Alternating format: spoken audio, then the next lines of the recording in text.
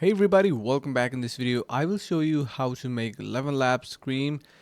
So let's just do. So to make a screaming sound, all you need to do is simply add a parenthesis command.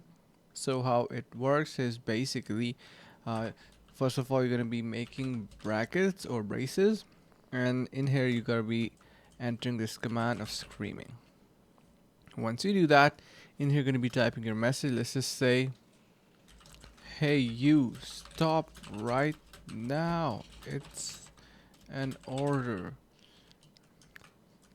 And also you can add something like um, a no or anything just like that. So you can see our command is now entered.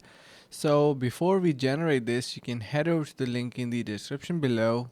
So you can head over to the link in the description below to get 50% off onto their subscription pricing. So make sure to do check that out. Alright, so let's just generate this now and see how it sounds. So Screaming. Hey, you stop right now, it's an order. No! Alright, so you heard it. So that's basically the command to make it scream. You can type in here anything that you like.